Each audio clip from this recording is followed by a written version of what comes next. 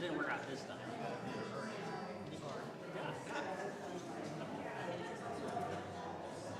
Well, I think after a couple of years, maybe my Mississippi on point.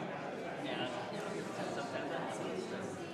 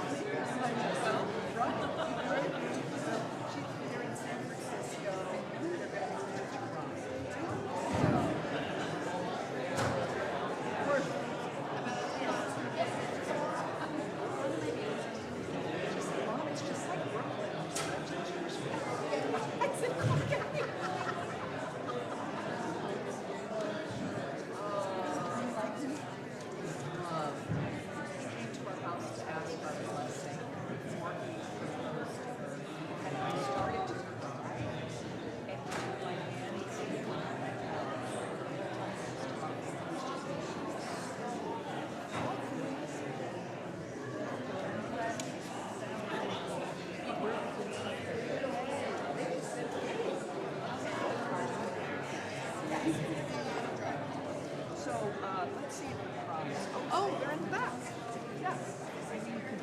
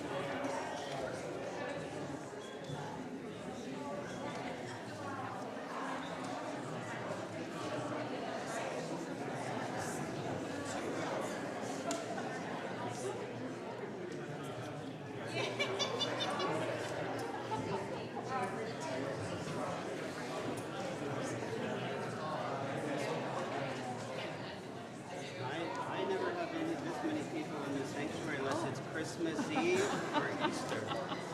So, man, I should take an offering tonight. Oh, wait, we are taking it. We are? Yeah. Oh, I thought it'd be for us. For our dinner, our great cost. That's right, cost. And I don't know. I should be calling people. No. So, I guess, yeah. Come up when it's your turn. Yeah. For the offering, people are making checks. We should make money. Oh, that's U.S. Should it be to the Presbyterian Church? I would say make it over the cross. Hey! Also, do we have people that are passing like a plate or something? I don't know if my people know we're taking an offering. We thought the Presbyterians would take care of that. I mean, I actually just now thought of it, so, yeah. Probably. 5:10. Oh, 5'9". Always wanted to be 6 feet.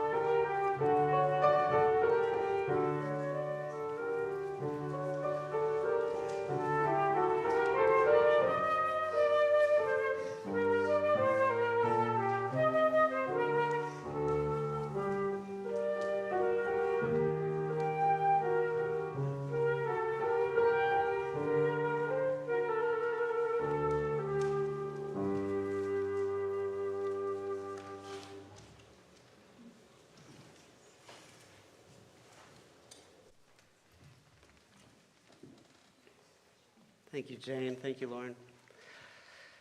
Good evening, everyone. Good evening. On behalf of Petaluma's Interfaith Clergy Group, it is my honor and my privilege to welcome you to this year's Interfaith Thanksgiving service. We are so glad that you are here, especially on a Sunday night, which we have not done before. It makes for a very long day for some of us, but I think most of us are still glad to be here. So welcome. Welcome.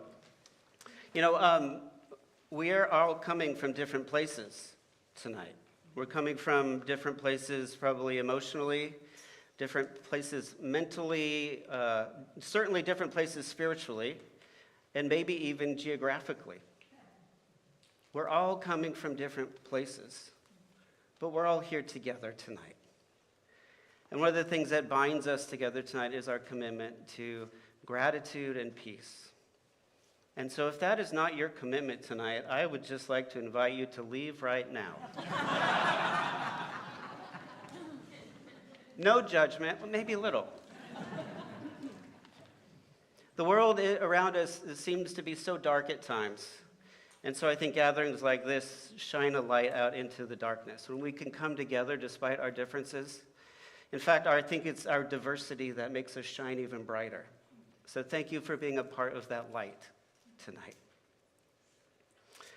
We have one special announcement that we have for you tonight, and so I'm going to invite Joyce Shipper, who's a member of our congregation here, and part of the Petaluma Blue Zone's faith group. So Joyce?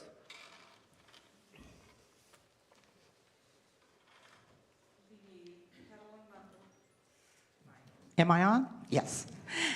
The Petaluma Blue Zones Project, and we have an interfaith and a faith-based transformation team, and we've been talking this fall about how we can bring people together.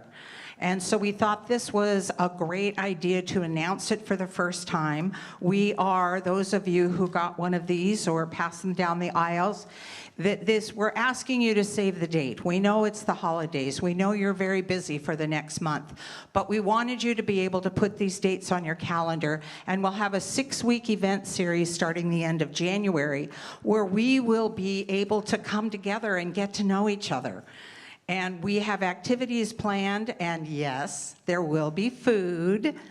And you can come have dinner. Your friends and family, children, they're all invited as we get together and know each other as faith-based people.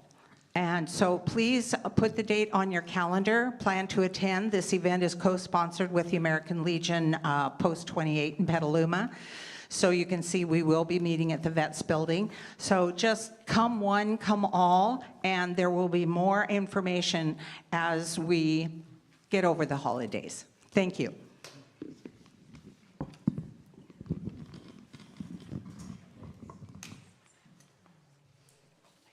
Thanks, Joyce.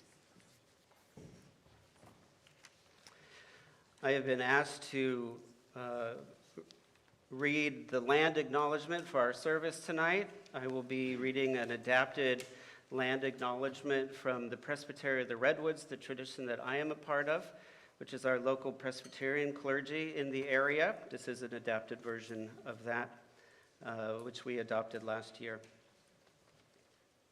I offer this land acknowledgement as context for the work of our religious communities on land lived on and stewarded long before our arrival by the Coast Miwok and Southern Pomo peoples. In my faith tradition, we are called to follow the way of Jesus, to love God with our whole beings, and to love our neighbor as we love ourselves. We acknowledge that we have not enacted this love when we have been blind to the impacts of settlers on these lands, specifically in the form of religious communities. We have not enacted this love when we have treated the indigenous people of the land as historical only, falsely erasing them into the past. We have not enacted this love when our presence on this land prevents indigenous people from fully living their deep kinship with the land, inhibiting cultural, spiritual, and economic vitality. We have not enacted this love when we treat the earth as a resource to be extracted from and an object to be owned, desecrating humanity's sacred covenant with it. As religious communities, we embrace the power of humble confession and repentance, turning around. Because God's grace does not use blame and shame, our repentance is not dependent upon individual culpability. Instead, as a collective religious community, we turn around to face the devastating repercussions of sin. The first steps toward healing and right relationship are telling the truth and acknowledging the harm. And so we begin with this honoring of lands and peoples as an initial act of acknowledging the harm to these tribes of indigenous peoples and their lands. We commit to taking responsibility for how we move forward in the future, holding ourselves accountable so that we grow in exhibiting the love of God to all. Tonight, we humbly honor those who offered the first prayers and the first songs on this sacred land.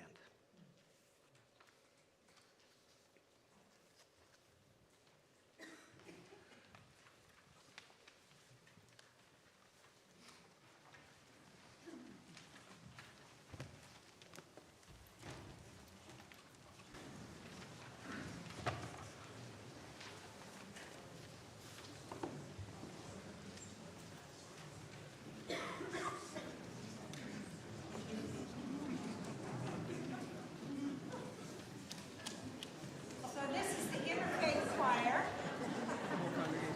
And yes, you don't need to stand. They are going to help you sing this song that we're about to do. And it's gorgeous.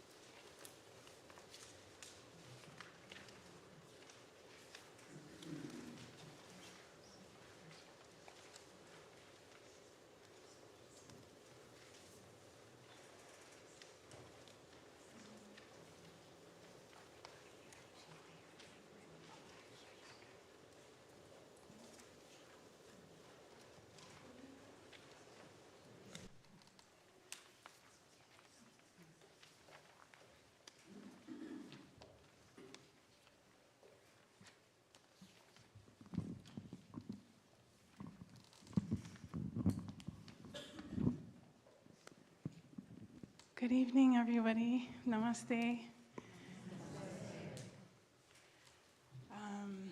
My name is Krishna Dasi, and I'm a member of the North Bay Hindu Center, which is an amazing, thriving community of people that come together from all over the North Bay.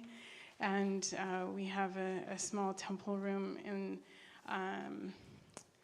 on Stanley Street in the church there upstairs. So I wanted to offer you a really universal, simple prayer of peace that is commonly, some of you might have heard it before. Loka samasta sukhino bhavantu. That is, may all beings on this planet be at peace and free. It can be elaborated on to be fed and warm and clothed and sheltered, all of those things that we need for happiness. So again, Loka samasta sukhino bhavantu. I wanted to share that. And then from our Bhagavad Gita, the Song of God, there's not a direct Sanskrit translation to gratitude, so I had to dig a little deeper in my thinking on how to resonate with the mood of Thanksgiving. And in the Gita and also in the Yoga Sutras, there's an important concept called santosha, and that means contentment or to be satisfied. And I wanted to read one verse. Yadricha labha santushto dvadvatito vimatsara samasiddha siddhaucha kritvapina nipadyate.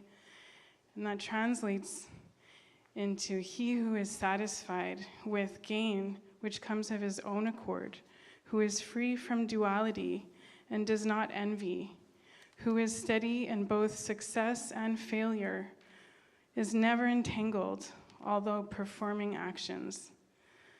So there's a lot of elaboration on this idea throughout the Gita, but the idea is that even for the work that we do out of duty, that we can't grip onto the results of our actions, and that we find that contentment. The yoga path is finding like a steady flame even in the storm. So this is the idea of santosha, finding contentment. So of course there's other words that mean devotion and other kinds of ways that we say thanks. One of them is dhanyavad. So that's a deep honoring of one another. So thank you so much for allowing me to share with you tonight. Thank you. Namaste.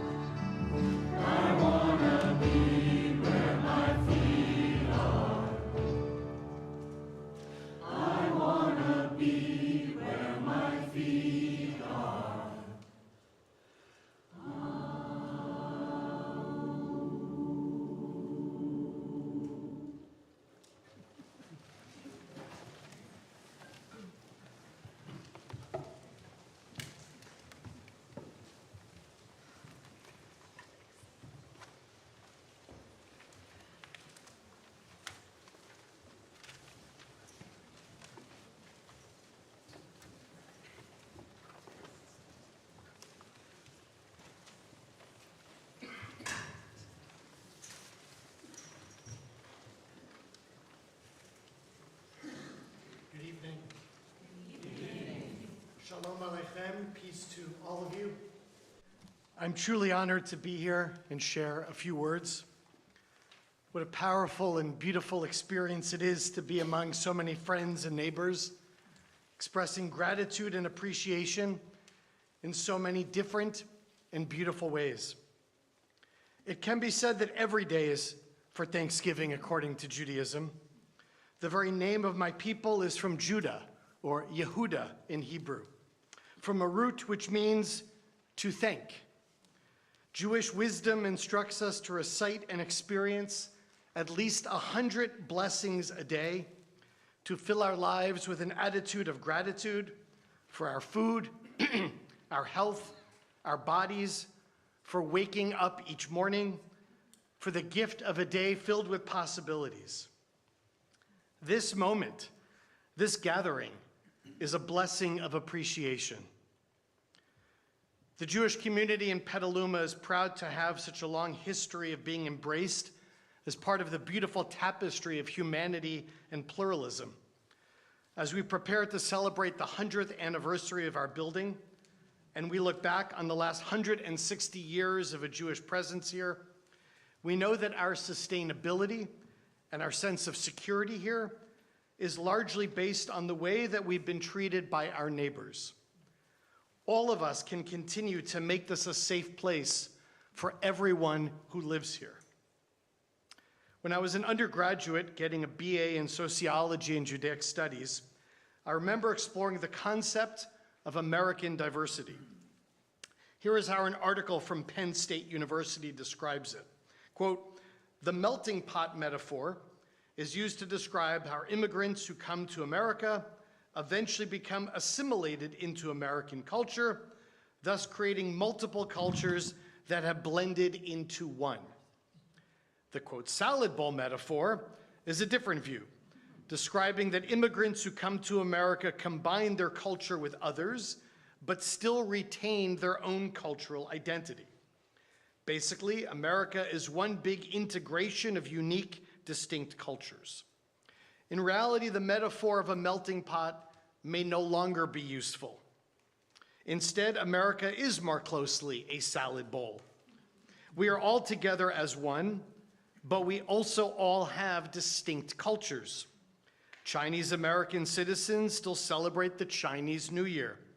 Indian Americans still celebrate Diwali, and Mexican Americans still celebrate the Day of the Dead.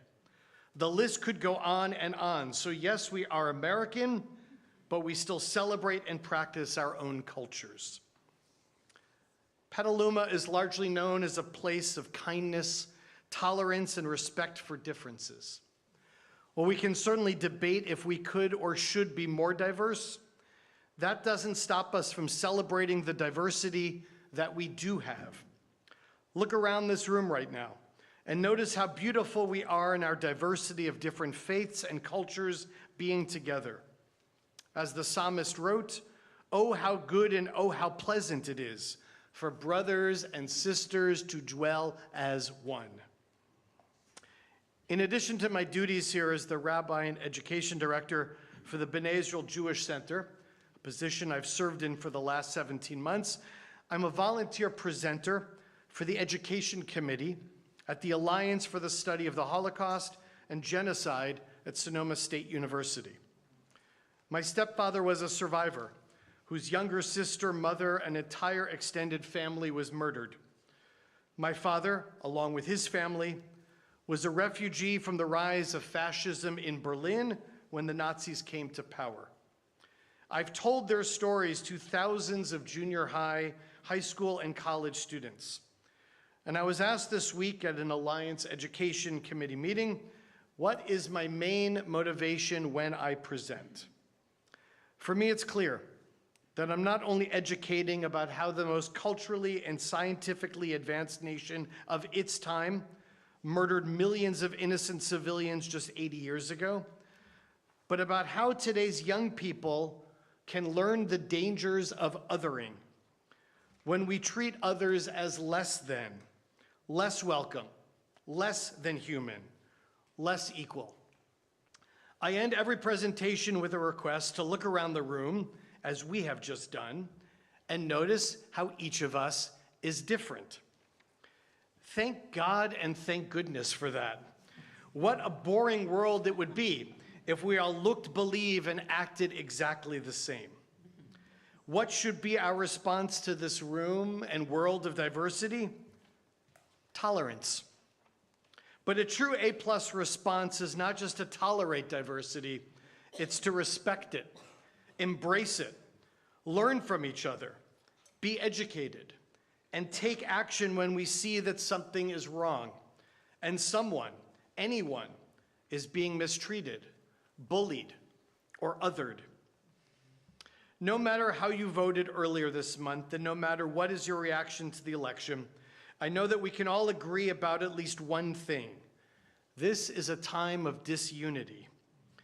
We see how hateful rhetoric, threats of violence, and an inability to work together, to reach across political, religious, or ethnic divides, has left all of us feeling less safe and less connected as a nation. To me, the only useful response to more hate is more loving kindness. Where there is ignorance, we need more outreach and education. Where there is disunity and fractures in society, we need to come together to learn about each other, to listen to each other, and to seek to understand before being understood, and to know that we can and must strengthen our ability to sit with the discomfort of different opinions. I ask us to explore how we normalize this gathering. How do we ensure that it happens more often? That we expand it to include every community and culture and identity in Petaluma and beyond. It's not enough to give thanks just once a year. It's not sufficient to gather in multi-faith spaces annually. We need to find ways that our spiritual and civic leaders truly get to know each other. And I ask that we all make a commitment to get to learn about our neighbors and visit each other's churches, mosques, synagogues, temples, mandirs, vihars, gurudwaras, shrines, and community centers. The Tanakh, or Hebrew Bible, what many in this room may know as the Old Testament, has a powerful teaching about the variety of life that we find throughout this world. Genesis chapter 1, verses 11 and 12. Let the earth sprout vegetation, seed-bearing plants, fruit trees, limino, of every kind that bear fruit in it. And it was so. The earth brought forth vegetation, seed-bearing plants, liminehu, of every kind and trees. And God saw that this was good. And 9 verses later, God created the great lizards and all the living creatures, liminehem, of all their kind, that creep, which the waters brought forth in swarms, and all the winged birds, liminehu, of every kind. And God saw that this was good. A world of diversity is good. Differences, different kinds of life. This is the good, beautiful, and fragile world that we've been given to work, to protect, and to heal. 17 months ago, I was last in Jerusalem, and I'll be heading back there in 10 days. Every time that I am there, what strikes me is that it's not a city of conflict, it's a city of contrasts. Religious, secular, Jewish, Muslim, Christian, ancient, modern, quiet, peaceful, and lively, crowded. The Temple Mount, Har Habayit in Hebrew, Haram al-Sharif in Arabic, is the most sacred site in the entire world for Judaism, and it is also Islam's third most holy site after Mecca and Medina, and it's just blocks from the Church of the Holy Sepulchre, sacred to Catholics and other Christians, as the site of the tomb of Jesus of Nazareth. A well-timed walk through the Old City allows you to hear the Adhan, the Muslim call to prayer, while church bells ring, and the blast of a shofar and drumming may signal a Jewish wedding about to begin. All of these sounds echo off the golden stone walls and mingle freely with the sounds of traffic, birds, wind, and construction. Quote, "The air over Jerusalem is saturated with prayer and dreams." This is according to the Israeli poet Yehud Amichai. It's a beautiful sound of human diversity, of coexistence, of millions of people sharing a city, a holy land, and a world. According to HinduAmerican.org, Hinduism teaches the divine is equally present in all. Because all beings are connected through the shared divine presence, prejudice and discrimination against anyone violates this most profound and fundamental teaching. According to Rig Veda, no one is superior, none inferior. All are brothers marching to prosperity. The Muslim holy book, the Quran, says, "O mankind, you've been created male and female, and appointed you different races and tribes, that you may know one another." I was taught by an imam that this text means that we were made different so we can overcome these differences to learn about each other and embrace our shared humanity. Khalil Gibran, the Lebanese Christian American writer, poet, and visual artist, wrote, "Love one another, but make not a bond of love. Let it rather be a moving sea between the shores of your souls. Fill each other's cup, but drink not from one cup.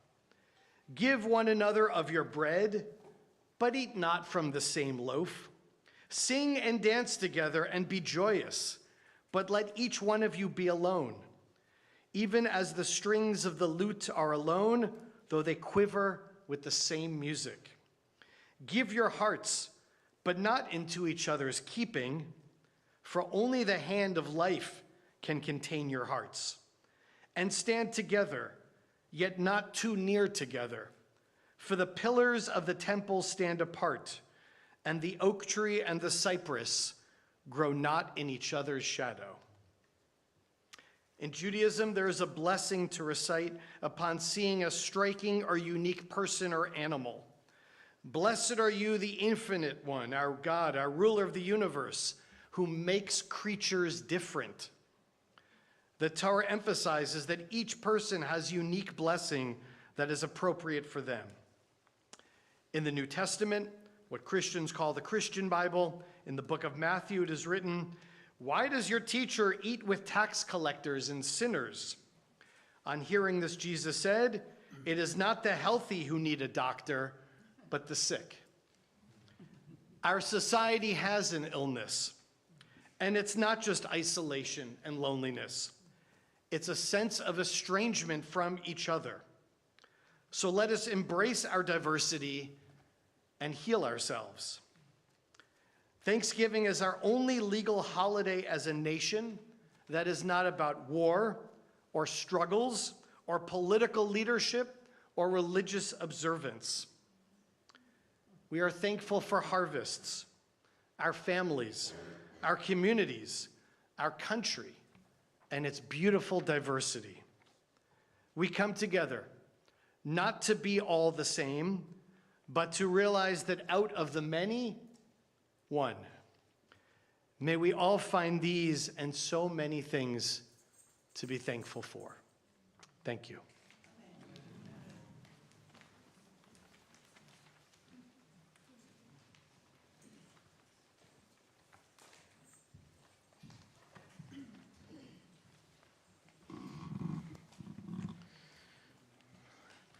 So our brother has challenged us to offer this spirit of gratitude on more days than this day. And I look forward to all of the ways we will all live in to that challenge. And it is right that we come together on this day in the spirit of gratitude. It is right that we are reminded of our connection to a cycle that is bigger than us, to the harvest, to the time where our work has come to fruition, and with any luck or spirit or help, we are awash in abundance. We come together to be grateful for that which we have and to be reminded that it might not have been so. That there is no amount of preparation, hard work, and planning that will ensure that we are the lucky ones who are graced with abundance. Whether you call that extra thing the Spirit, luck, fate, community, there is nothing we can do to guarantee that we will be the ones gifted with abundance. Someday, it might be otherwise. And it was with that spirit of humility, of knowing that we are not enough to save ourselves, that I invite you into the spirit of generosity today. Our offering will be taken for COTS, whose mission is to assist those experiencing homelessness, to find and keep housing, increase self-sufficiency, and improve well-being. We envision a community where everyone has a place to call home, and we envision a community where everyone has the possibility of abundance. So if you came here tonight with enough, I invite you to give generously. In fact, I would invite you to think about what generously means to you and then give more. The offering will now be taken and very gratefully received.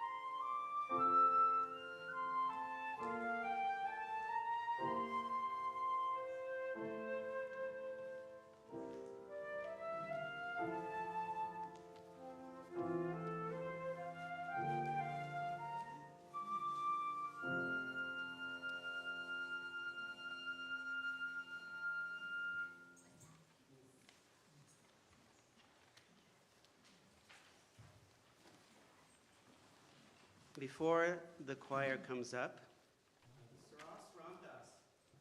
Saras Ramdas is here from the North Bay Hindu Center. Arrived a little bit late, but we still would love to hear from you. So if it's okay with the choir, Jane.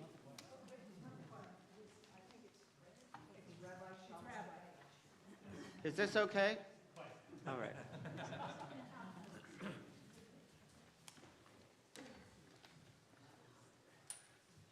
Thank you so much for the opportunity.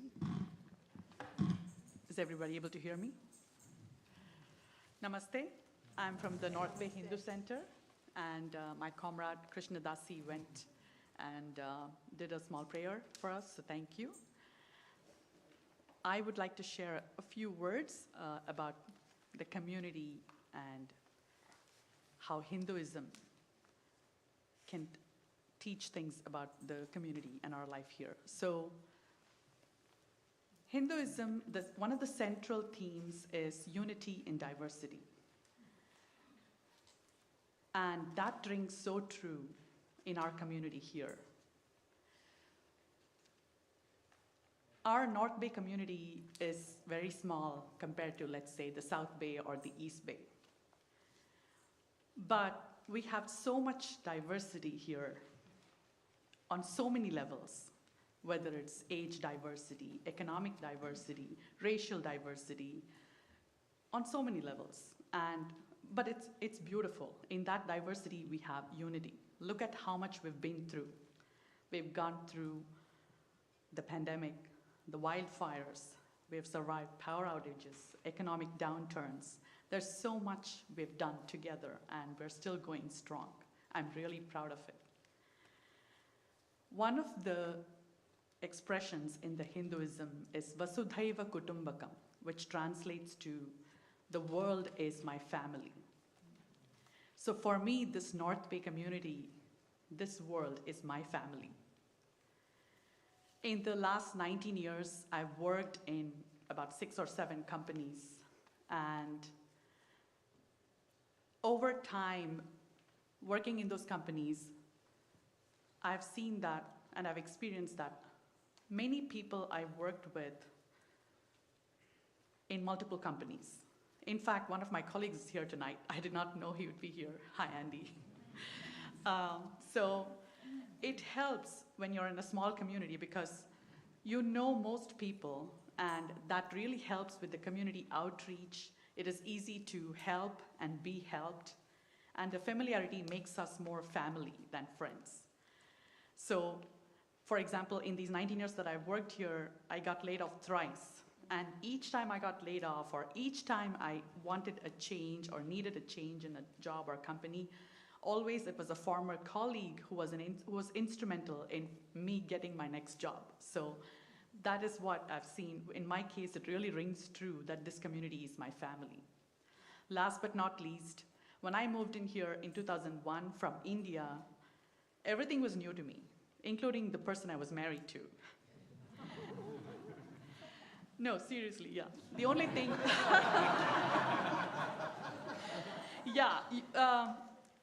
as you all know, Indians, most marriages are 100% arranged by parents. So we did not know each other much before. We only talked over phone and shared emails and exchanged emails. And so everything was new. I did not even know driving. I did not know anyone here. So it was a new life. But over time, I made friends, either through my husband's colleagues or through work or through running into people at community events and so on. And over time, we got really close. I had children, they had children, and our children went to the same schools, grew up together, and now we're more families than friends. We are there for each other through thick and thin. So that is the beauty of being in a community and being in this beautiful North Bay. So this world is my family. Vasudhaiva Kutumbakam. Thank you.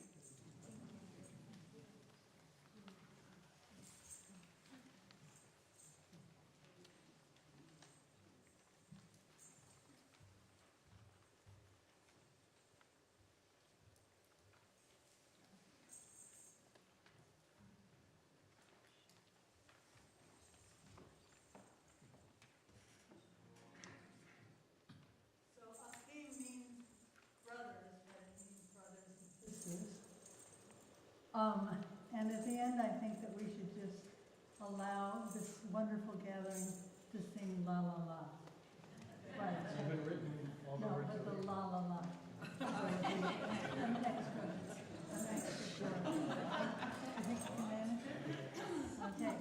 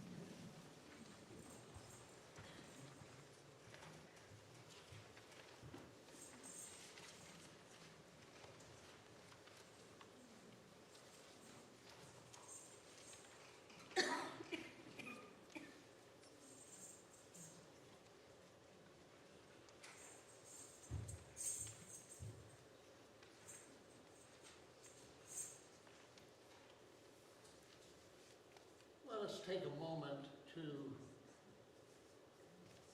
breathe in peace, to find that place of thankfulness.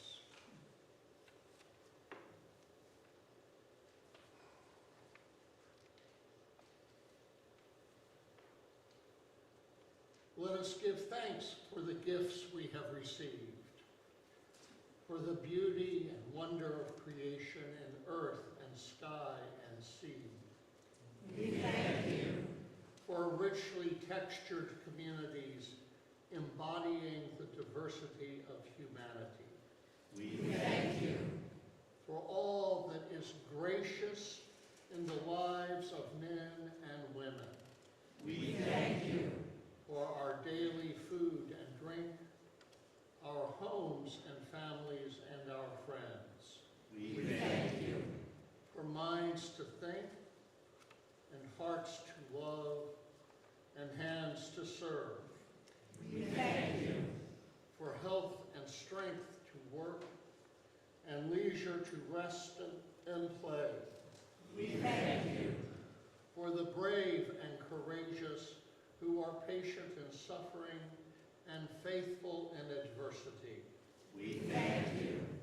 For all valiant seekers after truth, liberty, and justice. We thank you. Above all, we give you thanks for drawing us into communities striving to rise above our limitations and to become the city embodying the full glory of all creation. Amen.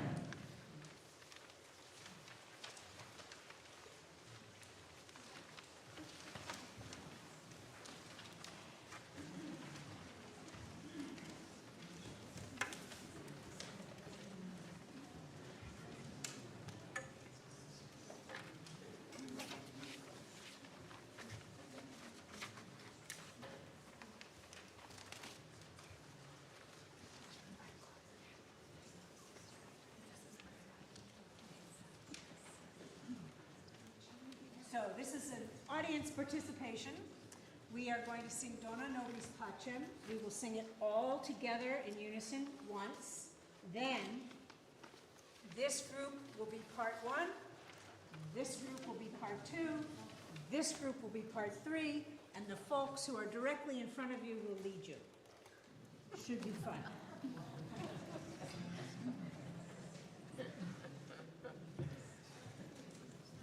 Three notes.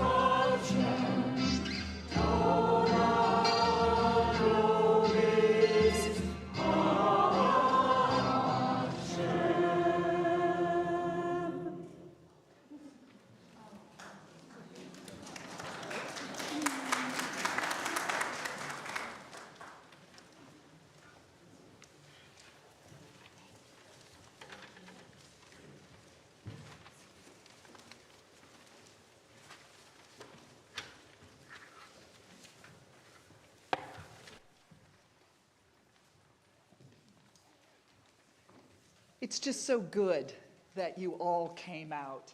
It is really wonderful, and we give thanks to Pastor John Chase. Do they call you Pastor? Where's? Did you say Pastor John? Okay. Thank you so much, First Presbyterian Church, for hosting this evening. We are grateful for that. Always great to be in another space of worship.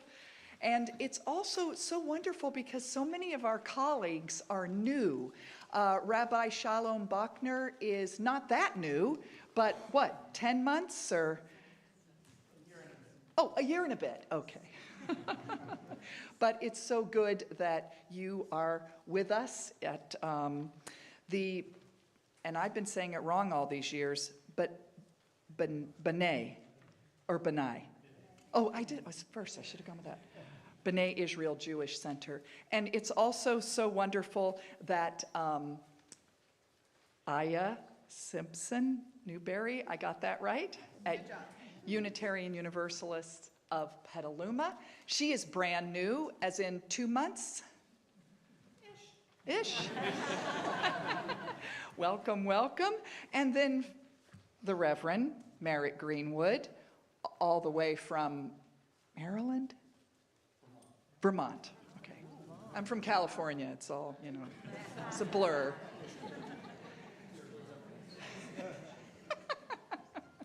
All the way from Vermont.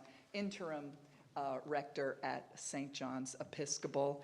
And am I missing somebody? Yes, the new Methodist pastor. Is Tomochi here? So we have a new pastor at the United Methodist Church as well, and we welcome him when we meet him at our next Interfaith Clergy Gathering. It also was so wonderful that Jane and Lauren got together and brought in the beautiful musicians and the wonderful choir, right?